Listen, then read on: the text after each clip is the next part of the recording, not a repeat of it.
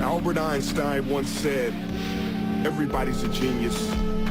But if you judge a fish by its ability to climb a tree, it will live its whole life believing that it is stupid.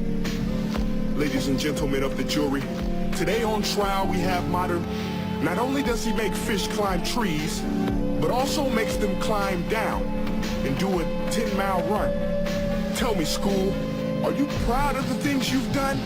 Turning millions of people into robots, do you find that fun? Do you realize how many kids relate to that fish? Swimming upstream in class, never finding their gifts, thinking they are stupid, believing they are useless? Well, the time has come, no more excuses. I call school to the stand and accuse him of killing creativity, individuality, and being intellectually abusive. He's an ancient institution that has outlived his usage.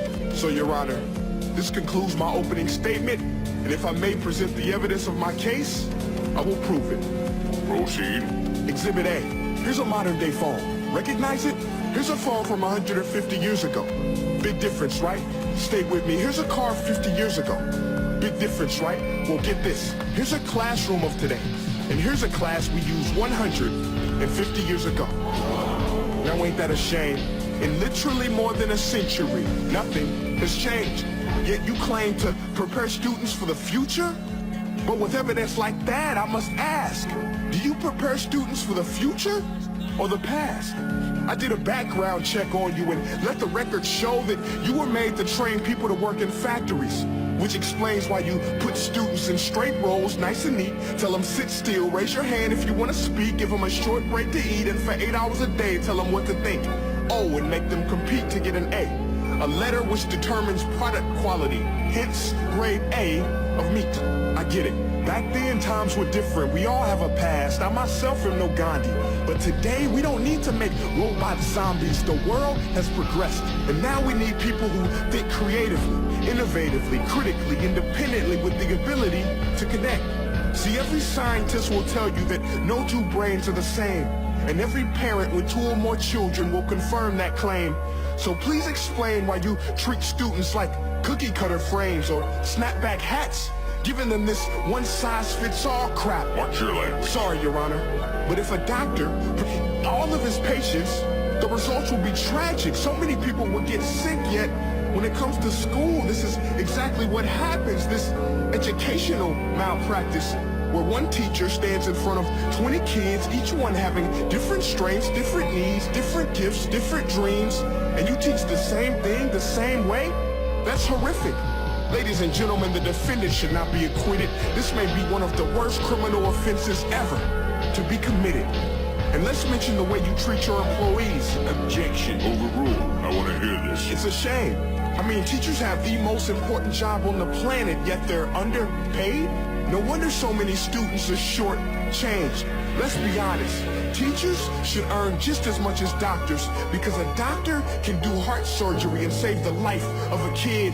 But a great teacher can reach the heart of that kid and allow him to truly live.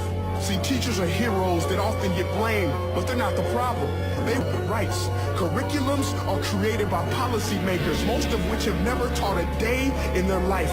Just obsessed with standardized tests. They think bubbling in a multiple choice question will determine success. That's outlandish. In fact, these tests are too cruel to be used and should be abandoned, but don't take my word for it. Take Frederick J. Kelly, the man who invented standardized testing, who said, and I quote, "These tests are too cruel to be used and should be abandoned." Ladies and gentlemen of the jury, if we continue down this road, the results will be lethal. I don't have much faith in school, but I do have faith in people. And if we can customize healthcare, cars, and Facebook pages, then it is our duty to do the same for education, to upgrade it, change it, do away with school spirit, because that's useless. Unless we're working to bring the spirit out of each and every student, that should be our task. No more Common Core. Instead, let's reach the core of every heart in every class. Sure, math is important, but no more than art or dance. Let's give every gift an equal chance. I know this sounds like a dream, but But countries like Finland are doing impressive things. They have shorter school days. Teachers make a decent wage. Homework is non-existent and they focus on collaboration instead of competition. But here's the kicker, boys and girls. Their educational system outperforms every other country in the world. Other places like Singapore are succeeding rapidly. Schools like Montessori, programs like Khan Academy, there is no single solution. But let's get moving. Because while students may be 20% of our population, they are 100% of our future. So let's attend to their dreams. And there's no telling what we can achieve. This is a world in which I believe. A world where fish are no longer forced to climb trees. I'll rest my case.